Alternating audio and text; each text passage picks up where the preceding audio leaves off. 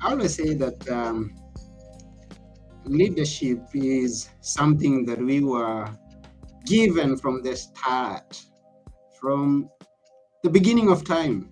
We were given authority to look after things, to name things, and yeah, that has been our responsibility that we have kept. But sometimes we don't know what to do, what not to do, and it's a challenge.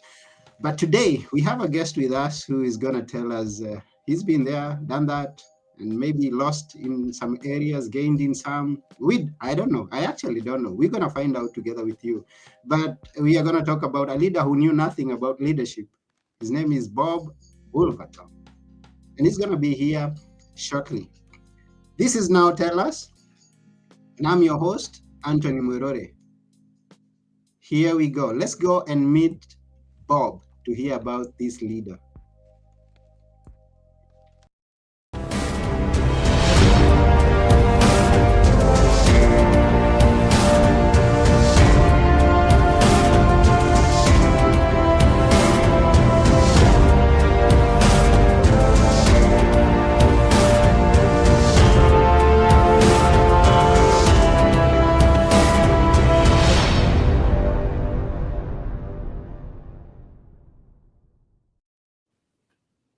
Hello, Bob.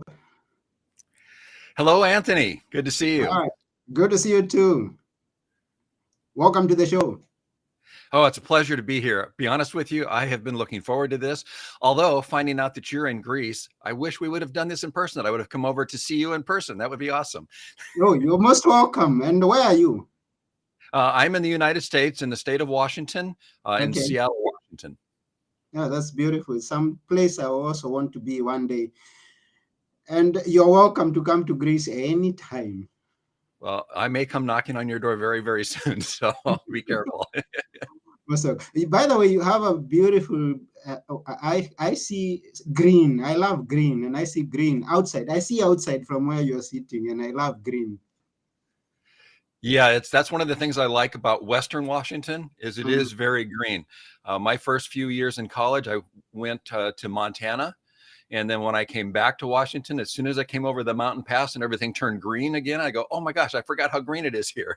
It is beautiful here. Yeah, beautiful, beautiful, beautiful. And then maybe can we know what is it that you do? Who is Bob Wolverton?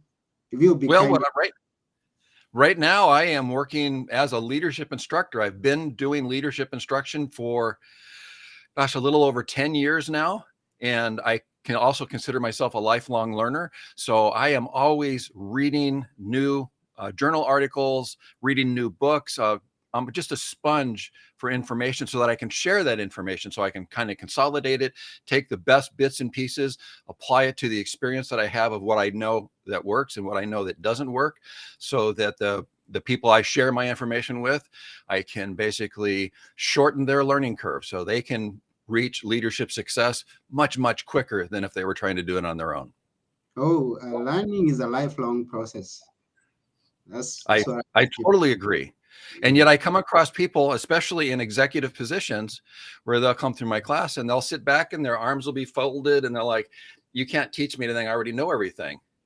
I'm like, oh, I feel so sorry for your organization, because there's always, there's a saying that says everybody you meet knows something you don't know.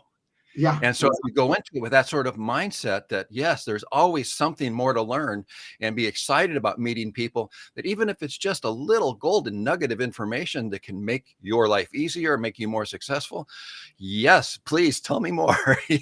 Always be, like you said, a lifelong learner. You have to be.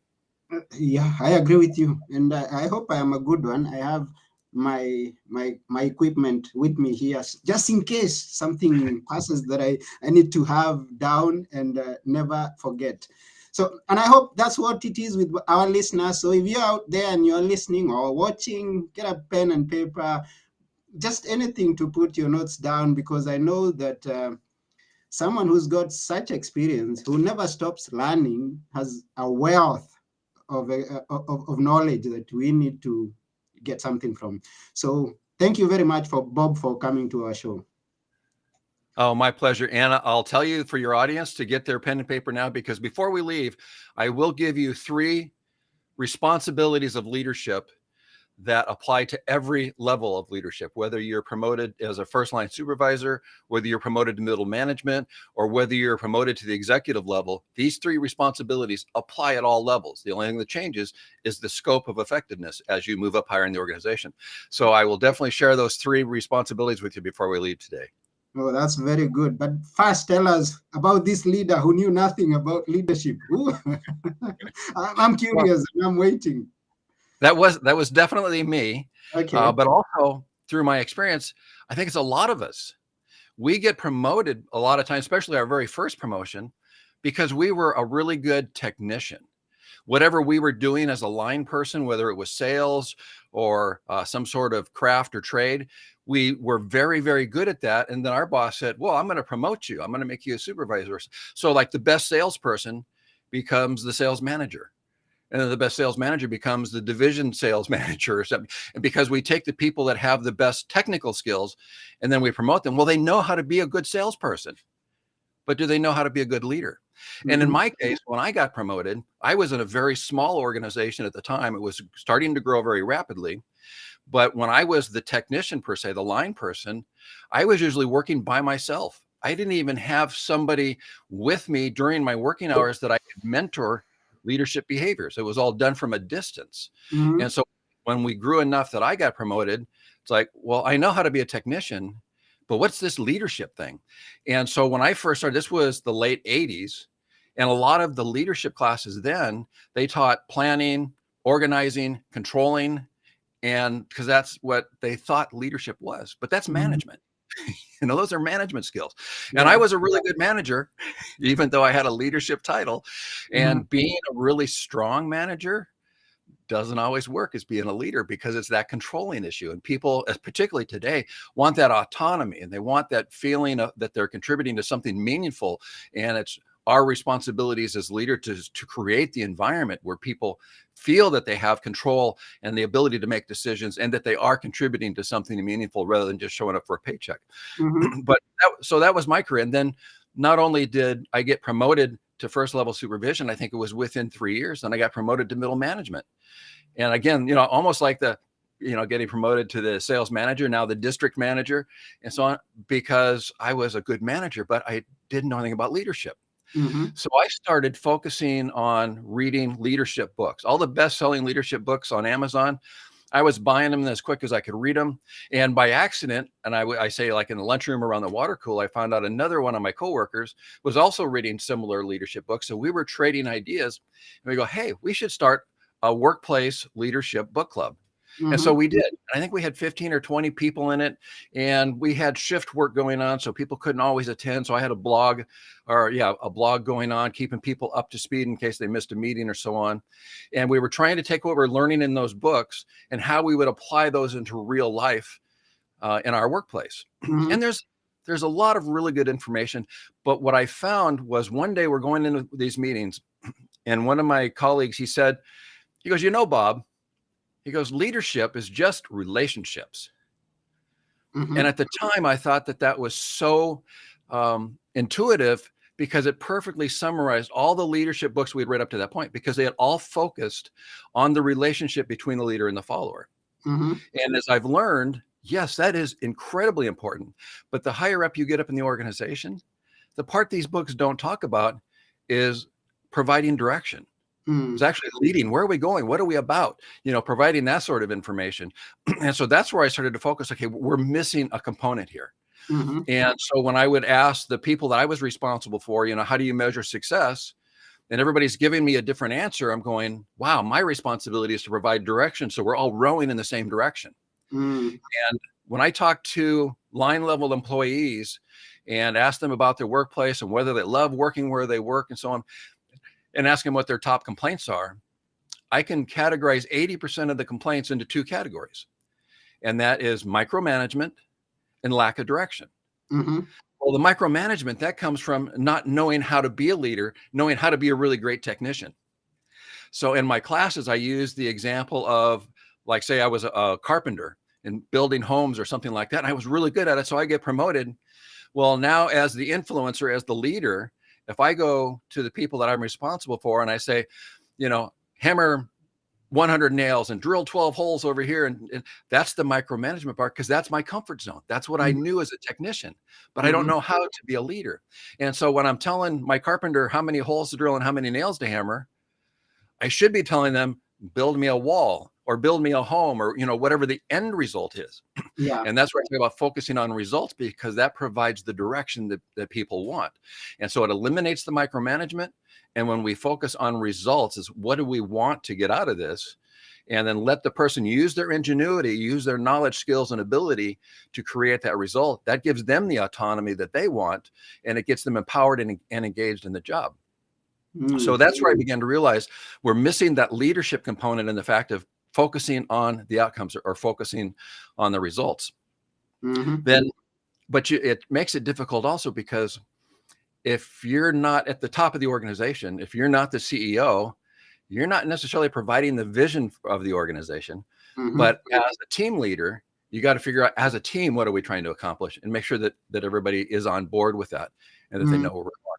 So that's as I was struggling with that, trying to figure that out at age 52, I went back to college. Mhm. So you see these, these stories, or sometimes in a movie where you got all these college students that are fresh out of high school, and then you got the old bald guy in class. Well, Yeah. I was the old guy in class, but Okay. I went back to college and I got my bachelor's degree in management and leadership. And and again, that lifelong learner thing. Oh, I absolutely love the academic environment. So as soon as I got my bachelor's degree, I turned around, went back in and to get my master's degree in management and leadership. And that's where the light bulb came on. That's when I realized, oh, all these years of reading these best-selling leadership books, it was about providing the direction, providing the strategy. What are we contributing to, and where are we going? That was so vitally important. But I've also learned a couple other things along the way.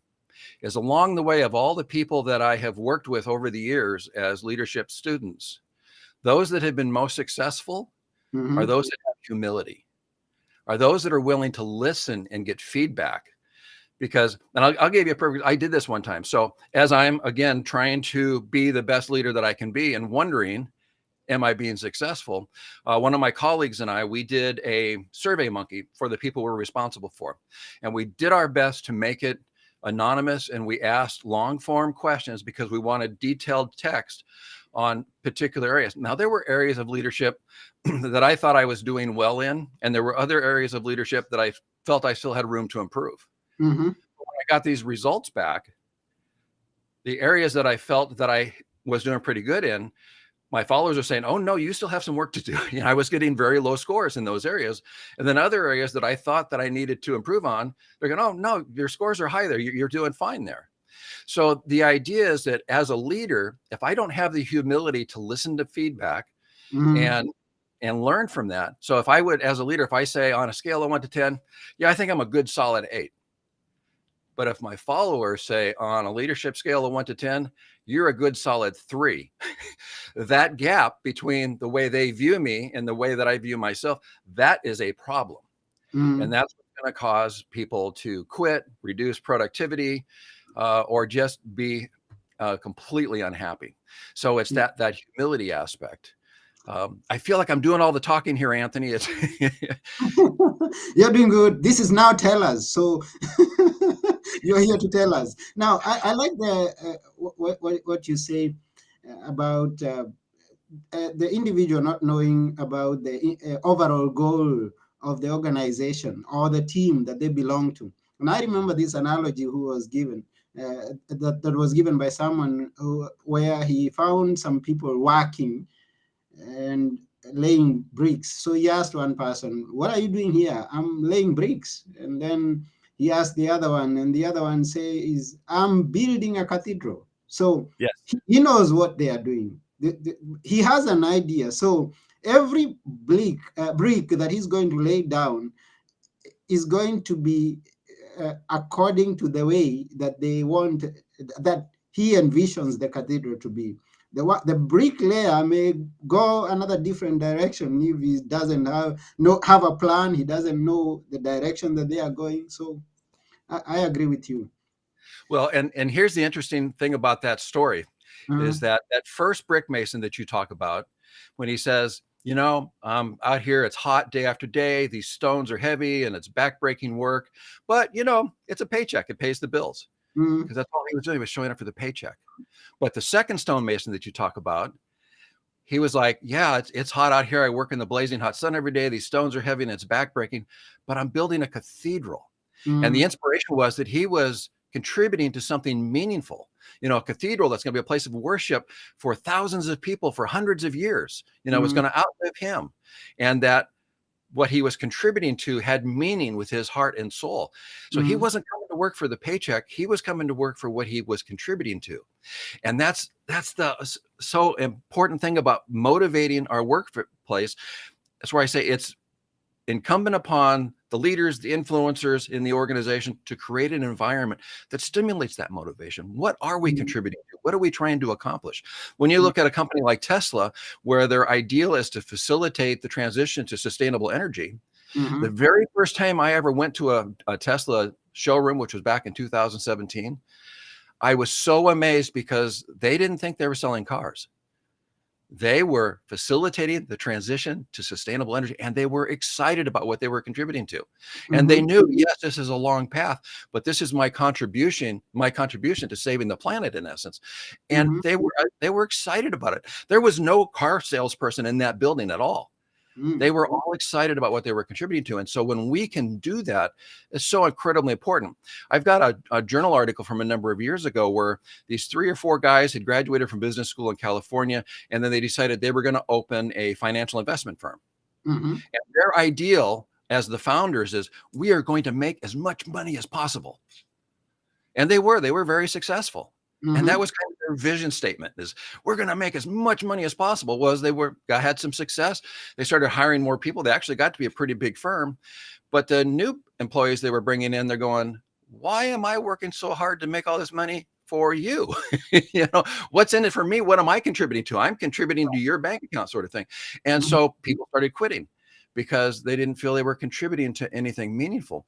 But the mm, reality of it is, in all of our businesses, if we have a successful business, it means we're fulfilling some sort of gap that mhm, people need, whether it's a service or a product or whatever, that we're making their life better in some way. And mm, that's where I use an example in my classes. I've got a photograph of the internal workings of an analog clock. And you mhm, see all these wheels and cogs and springs and all these mechanisms in the machine, so that when you turn it over, the clock's mission is to display the time of day. mm, But when you look under the back, there's all these different roles, and there's no one spring, wheel, or cog that's any more important than the other one, because if one of them doesn't do their job, the whole machine comes to a grinding halt. yeah, and I And like the fact that our you organization that way. I like the fact that you say it's all about relationships and the relationships that you have with your uh, subordinates, the relationship with how you have with your bosses, and it's all about that. And giving the analogy of the clock, it's the gears have to be related. The energy has to be passed from one to the other to create the overall picture of me knowing the time of the day. Yeah, Uh-huh. absolutely. And that's where there was one time when I was assigned to a new division. And so I needed to assess what I would say, the overall health of that division. So I went to the supervisors that I was responsible for. And Okay. I asked them individually. So I would get their individual perspectives. And I go, as a division, do you feel we were successful last year? Of course, that Mhm. was the year I wasn't there because I was newly assigned. But last year, were we successful as a division? And yes or no. And what are you using as a measure of success? Well, each one of them, when I interview them, they go, oh, yeah, we were successful last year. Okay, what are you using as a measure of success? And their answers were they were wildly different, which told me they're all rowing in a different direction. They're doing what they think they should be doing, but in the absence of direction, they're filling in that void of information with what they think they should be doing, but everybody was rowing in a different direction. So Mhm. that's when I realized, being newly assigned this division, my first task here as the leader of this division is to provide direction, because that's what they were lacking. Mhm. And so, like I say, in the void of information, they'll fill in the gap with what they think they should be doing, and ultimately they were all rowing in a different direction.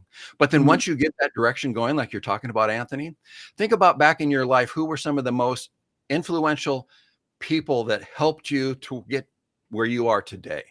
Mhm. I know for me, When I look back in my school years, high school and so on, I think the most influential people that made the biggest difference in my life at the time were my sports coaches. And when I Mm-hmm. look at my sports coaches, when I look back to them, they were so influential to me because they were focusing on my success. They Mm-hmm. were doing everything they could to help me be a successful athlete so that we as a team could meet the goal. Our objective is to win the games, to win the division title or whatever the goal was that season. And Mm-hmm. so as a leader in an organization, if you have a relationship with your followers, and then I'm here to facilitate your success. This is the direction we're going. This is what we're trying to accomplish. These are the outcomes we want. What can I do to help you achieve that? And Mm-hmm. when somebody knows that you have their back, oh, they'll work for you with their blood, sweat, and tears. Mm-hmm. But if you're going to be the micromanager, if you're going to be the autocrat and you're going to find everything wrong that they do rather than building them up and helping them succeed, Mm-hmm. you're not a good leader. And it's going to cost your organization money in the fact that they will quit. They will find a Yeah. better job somewhere else. And I'm putting together a little video about this right now. And the fact that imagine that you get to a point in your life where you're having a little bit of success. So you're starting to invest money for the future.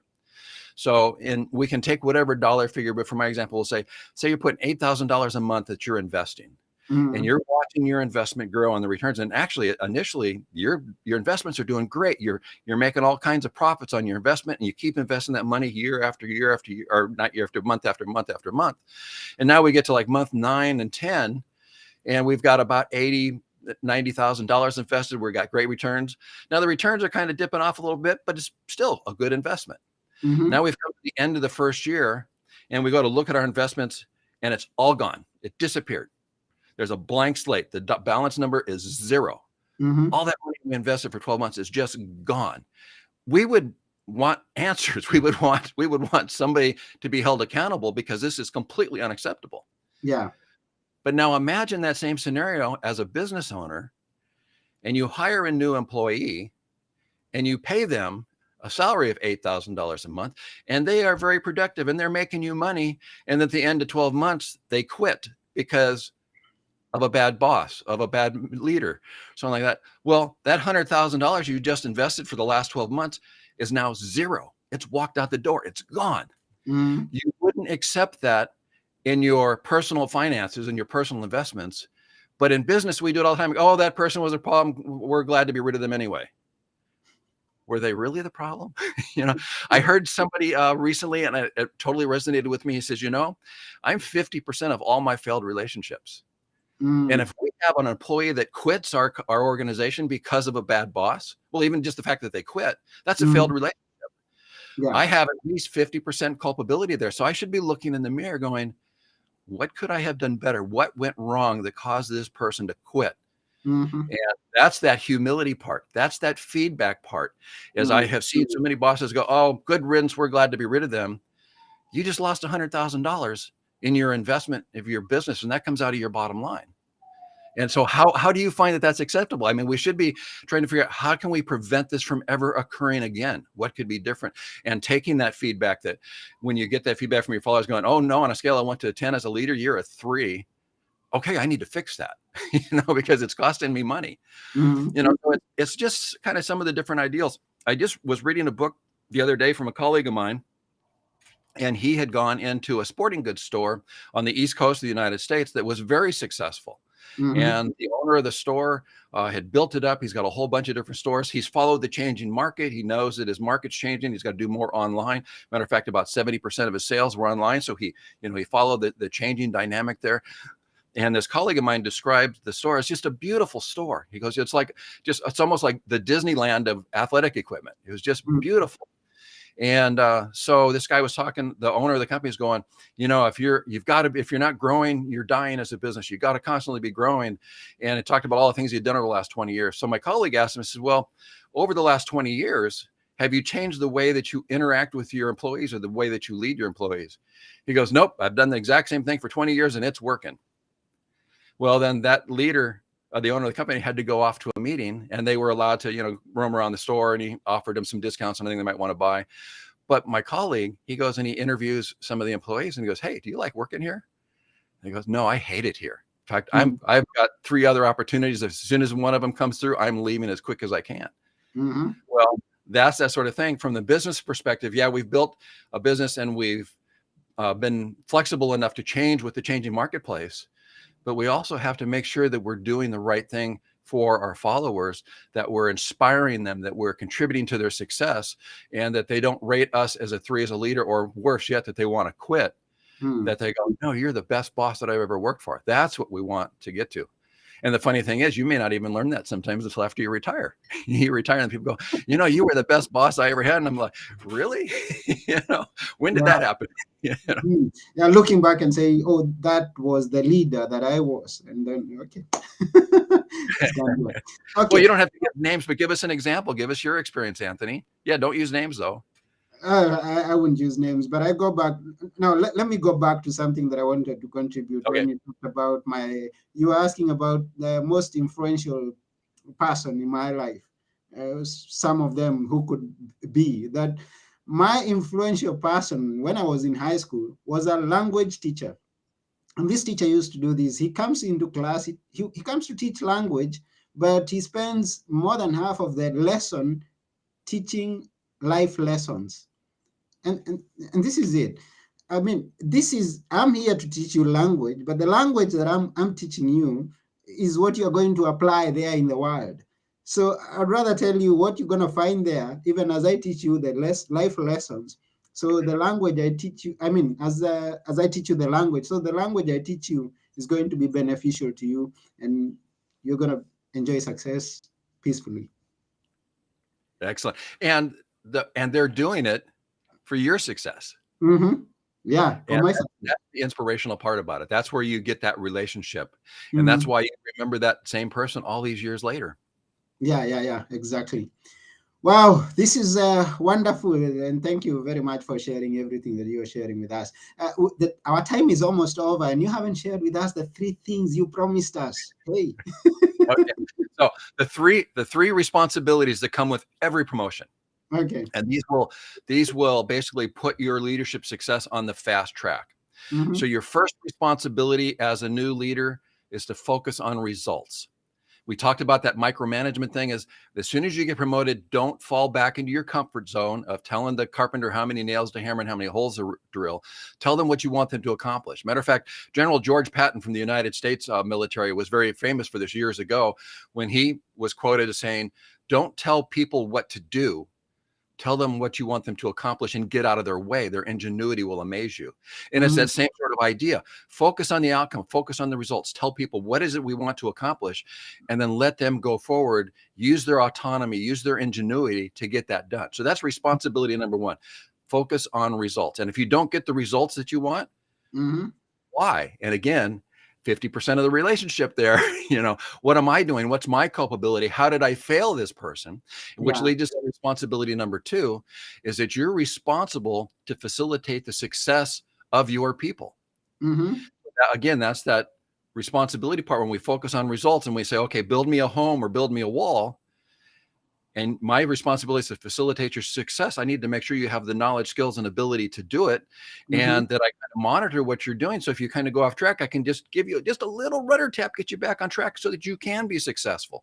It's Yeah. like that sports coach or that language teacher that you had.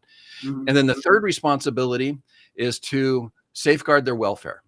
Mm-hmm. Make sure that you have a safe work environment Okay. and that it's free of harassment. It's free of employee hazards. If there's not a likelihood that if there's any place in the workplace where somebody could be injured, that you've taken care of that you've put all the safeguards in place to reduce the likelihood they're going to be injured in the workplace. So responsibility number 1 as a new leader is to focus on results, focus on the outcomes. Number 2 is to facilitate the success of your people. And number 3 is to safeguard their welfare. And I Mm-hmm. say this applies at all levels because even as a first line supervisor, well, yeah, these apply to the people you're responsible for, your team, in essence. Focus on your team outcomes, the success and the welfare of your people. If you get moved to the division level, well, now you're responsible for the outcomes of the entire division. Mm-hmm. And you're responsible for the welfare or the success of the people in the entire division. And the same thing, if you go to the executive level, now you're focusing on the outcomes of the entire organization. Mm-hmm. You're facilitating the success of the entire organization, and you're safeguarding the welfare of the entire organization. So those 3 responsibilities, They come with every promotion. They apply at every level. And if you do those three things, you'll be off to a great leadership start. Yeah, thank you very much for that. And in at Now Tellers, we like taking everything and applying it in different areas of our lives. Now I'm going to apply this in the family. It's just likewise. It's an institution. We say a family is an institution. So I'm going to apply this. Focus on results. What results do you expect to have in your family? Facilitate the success of every individual of this institution, and safeguard their welfare. It's your responsibility. If it fails, your maybe in this case, because maybe we have many participants, then you're playing maybe 70, I don't know, maybe 30. But Yeah. you have a responsibility. Yeah. And I think that you're absolutely, I mean, that's a great analogy of applying it to family life, because even in your family life, it's not just, if we're going to focus on results, there's not just one result. There's a whole bunch of results that create a successful family. Yeah. It's the relationship with the spouse. It's the relationship with the children. It's your financial investments, that we have the ability to provide shelter and food. I mean, there's all these results that you need to focus on. And then when we focus on the success of the family, and again, internal relationships, but then also the external relationships, are our children on a path to success? Are they getting good grades? Do they have a direction of where they're going? Or, are they successful in their relationships with their friends? I mean, so there's a whole bunch of measures. There's all these key performance indicators, you could say, even in family life. So yeah, it's a great analogy. I've never heard anybody put it that way, Anthony. Thank you for that. And we thank you for being here with us. It's such a blessed day to have you in our episode. Now, I'm going to speak to someone who's out there listening to us or watching us. Don't be that leader who doesn't know about leadership. Now, you've got the three responsibilities that you've been given by Bob. Go apply them in your organization or in your institution that you belong to, and be a success. And credit Bob for that. Now, let me ask you a question. Do you work with individuals? Maybe, I don't know, someone who's listening could want to work with you. Or maybe we have someone here who have an organization, and you could be a benefit to them. How do you associate with the person who's listening?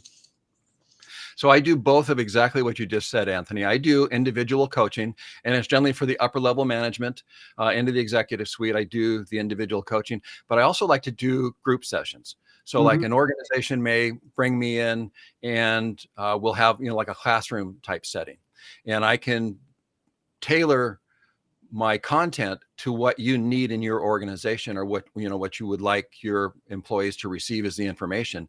And but I love to do that. And it can not only just be one organization, it could be like, say, an association, that represents multiple companies. So maybe an association might bring me in, and we've got attendees from a bunch of different organizations. I do that. I think in the last 5 years, I've basically taught people from over 750 organizations.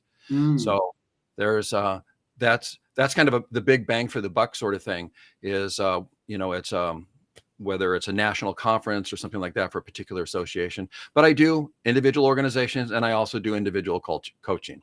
And probably one of the easiest ways to keep track is follow me on LinkedIn. I post these little 2-minute leadership videos, and it might spark some curiosity, like maybe I need to know more about theories of motivation, or maybe I need to know more about systems in my workplace and how that's adversely affecting my people. So that can also just kind of spark some ideas like, hey, maybe there's some more I need to learn here, or some more information that I could get to facilitate the success of my people. And you also have a website. I'm sorry? And you also have a website that people on. TopTierLeadershipTraining.com. Yeah, TopTierLeadershipTraining.com. You've got it on the screen there. Perfect. And those same videos that I just talked about that I put on LinkedIn, I put those on my website too. So you can find them at both places. Okay, that would be good. So go there, TopTierLeadershipTraining.com, and connect with Bob. Yeah, don't be that leader who doesn't know anything. Bob is here. He's reading for you, but you've got also to read, but he's doing all work for you. He's concerned about your success. So take that opportunity. So Well, that's what inspires me when I do these classes, is that when people leave my classes and they are so inspired to go back to their organization and make positive changes, that's what keeps me doing this. That's what inspires me when people get excited about the success that they can create. And that's what inspires me. And that's why I keep doing this. wow, and thank you for doing it. We appreciate you. So thank you. Yes, and thank you also for being on this podcast. We are just about to end this episode, and before we go, we would like you to leave us with a few words that we should always remember. Which are they? Well, like, to me, the most important part is those three responsibilities, and really focus on facilitating the success of your people. That will create a relationship of trust. And when your employees trust you, they'll work harder for you than ever. They'll work for you with their blood, sweat, and tears. They're not just showing up for a paycheck. That's the worst thing we want. That people are just showing up for a paycheck. And the humility aspect. And I've been there. I know it can be difficult. I told you about the Survey Monkey that I set up, and I did my best to make it anonymous. Well, there were some comments that it was pretty clear who made the comment. And it was constructive. It was bad, constructive. Yeah. And I had to say, this is what I asked for. This is what I wanted to, because this is what I need so that I can get better, rather than taking it out on the other person. They were being honest, and that's what I asked for. And so please have the humility to accept constructive criticism so that you can get better. And when you become a better leader, your followers will enjoy greater success too. So that would be my words of advice. Wow. Thank you very much for sharing that. That's it for today. Thank you. Next time, let's do this in person, Anthony. Yeah, sure, definitely. Sometime very soon we do it in person. I look forward to it. Sounds good. Yes, and thank you, viewers. We thank you for being with us. And if you get to listen or watch this after we are through, remember to like, share, comment. We will come back to it, and be that leader who knows something, because you got it from here. So thank you, Bob. I've been your host, Anthony Morode, and together with Bob Woolverton, we are saying bye for now. Goodbye. Thank you, Anthony. Yeah, welcome. Thank you too.